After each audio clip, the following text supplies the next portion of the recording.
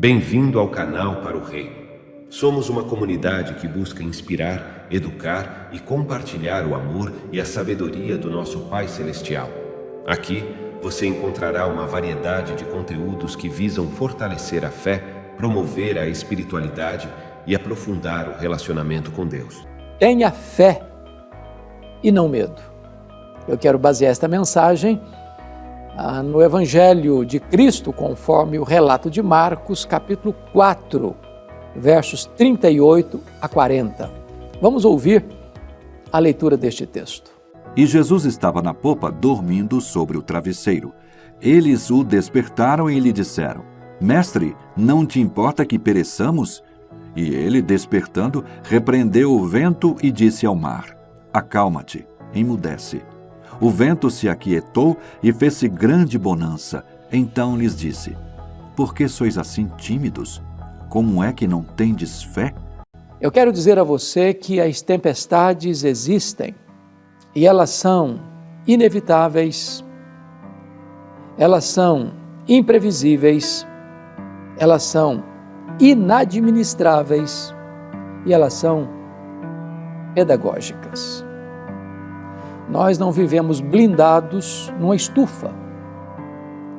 A nossa vida não se desenrola num parque de diversões, num jardim grinaldado de flores.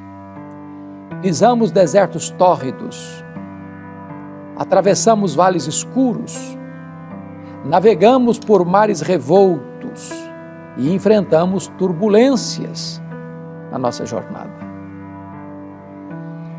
O texto que nós lemos retrata um episódio na vida dos discípulos de Jesus. Jesus tinha acabado de ensinar as parábolas do reino às margens do mar da Galileia, e então ele entra no barco com os seus discípulos e dá uma ordem para eles: passemos para outra margem. E ele, cansado que estava, porque era perfeitamente homem, pegou um travesseiro, foi lá para trás no barco, na popa do barco, deitou e dormiu. Enquanto navegavam, eles são colhidos por uma borrasca, por uma tempestade. Os ventos fuzilavam com fúria o barco frágil e ele rodopiava dentro do mar. E os discípulos tentaram resolver o problema, mas não conseguiram. Então eles recorrem a Jesus com a pergunta em tom de censura: Mestre, não te importa que pereçamos? Na cabeça deles não estava bem resolvido isso, porque Jesus tinha dado uma ordem: passemos para outra margem.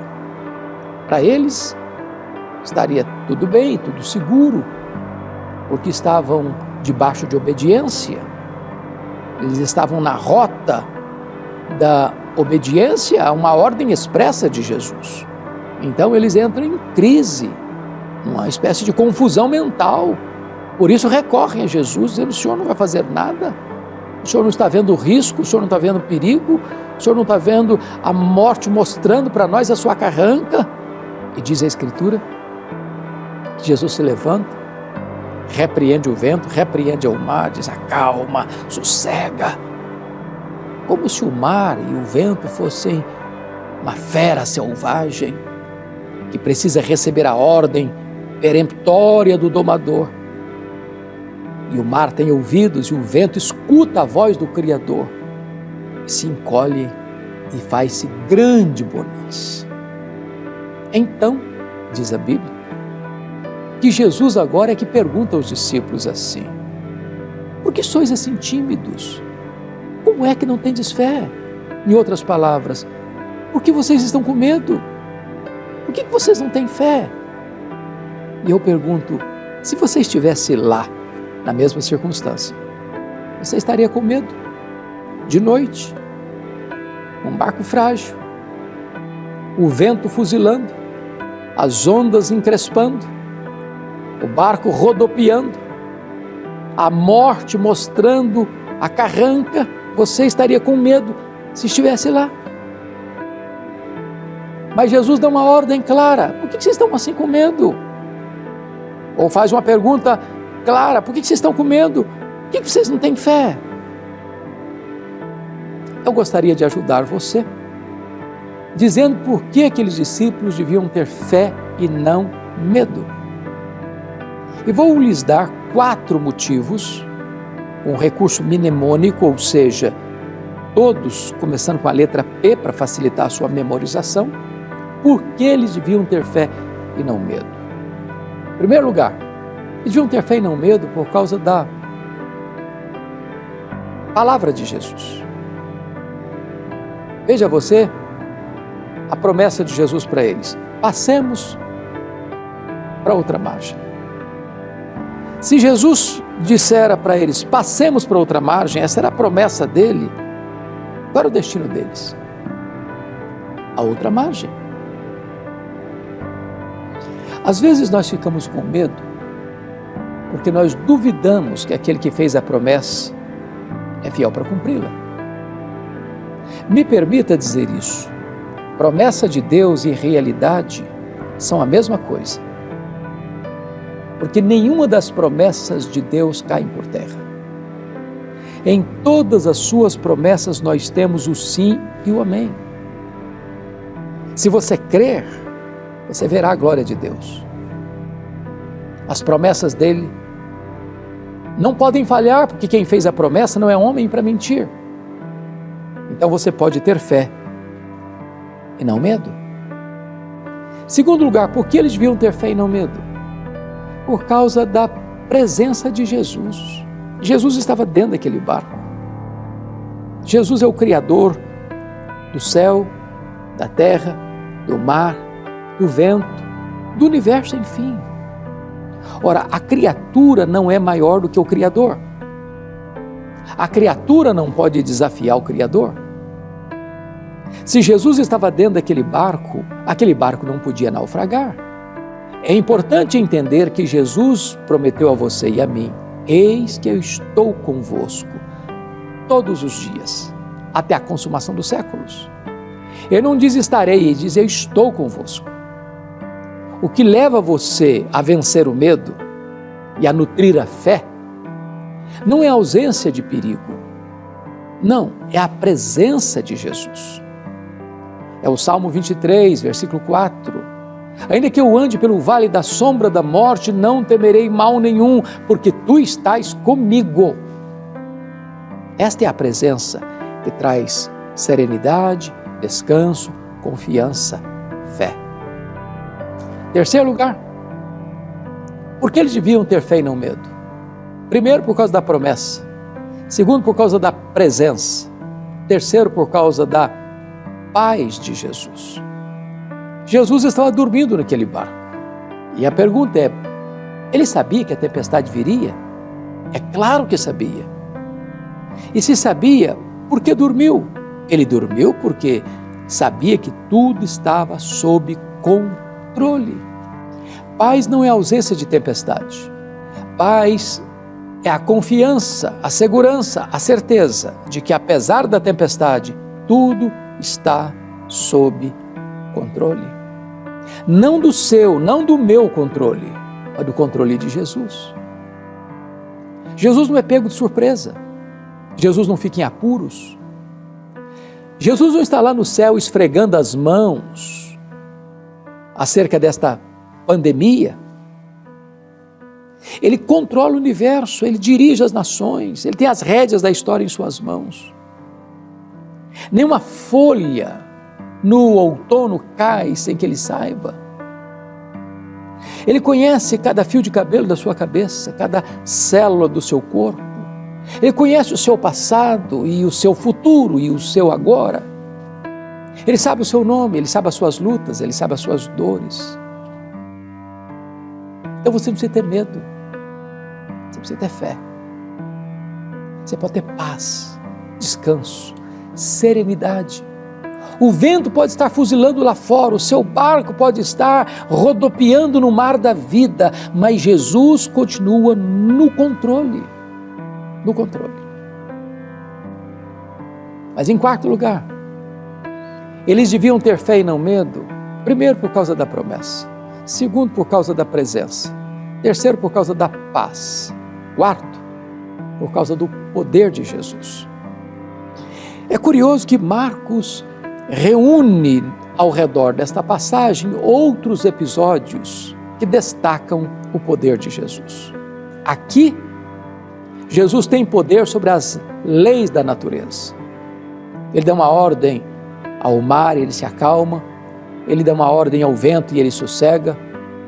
Deus dá uma ordem ao sol e ele para. Deus dá uma ordem às estrelas e elas aparecem. Deus dá uma ordem a um grande peixe, ele engole o profeta Jonas. Deus dá uma ordem a uma mula e ela profetiza. Toda a natureza escuta o Criador e obedece ao Criador. Ele tem poder sobre a natureza. Mas agora, eles desembarcam do lado oriental do lago de Genezaré, do Mar da Galileia, numa região gentílica, na região chamada Decápolis, das 10 cidades gentílicas. E lá tem um cemitério. Lá é um despenhadeiro. Está de noite, depois de uma tempestade. E tudo que você não espera ver num cemitério de noite é alguém vivo. E lá tinha um homem, nu, violento, ferindo-se com pedras, gritando de noite e de dia, possuído por 6.000 demônios, uma legião, uma corporação romana de 6.000 soldados. Aliás, a mais temida corporação romana, onde passava uma legião, tudo era destruído. Tem dentro de um único homem 6.000 demônios. Jesus vai de noite para lá, para libertar este homem, para curar este homem, para salvar este homem, para mostrar que ele tem poder sobre a natureza e poder sobre os demônios. Quando Jesus desembarca do outro lado, em Cafarnaum tem uma multidão esperando, e chega um pai aflito, cuja filha única de 12 anos está à morte, chefe da sinagoga, o Jairo, e pede a Jesus para ir com ele à sua casa para curar a sua filha. E Jesus está indo com Jairo, quando uma mulher hemorrágica, 12 anos, lidando com a doença crônica. A medicina tinha desistido do seu caso, ela tinha gastado tudo com os médicos e nada conseguira.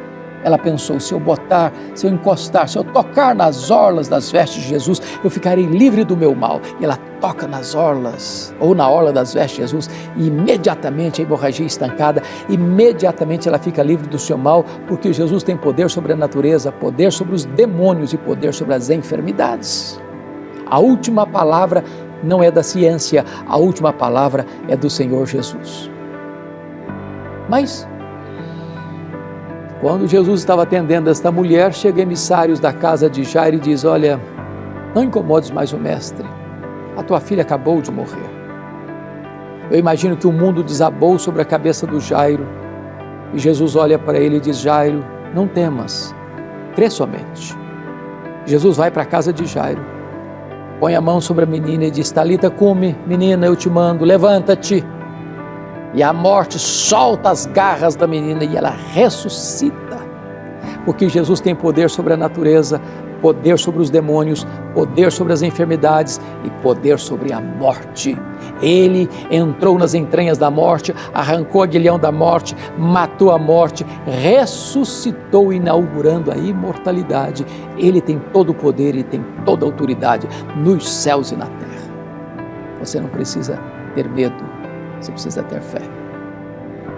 Talvez você está me ouvindo passando por tantas lutas, por tantas provas, por tantas tempestades na vida.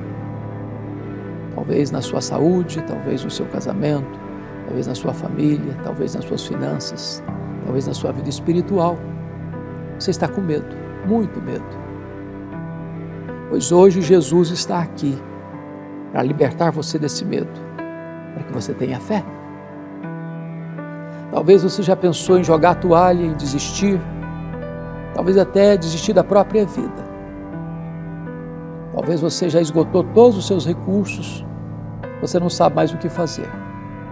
Mas Jesus está aqui para levantar você, para restaurar você, para curar você, para libertar você, para perdoar você, para salvar você, para fazer algo novo na sua história e na sua vida. Você não precisa ter medo.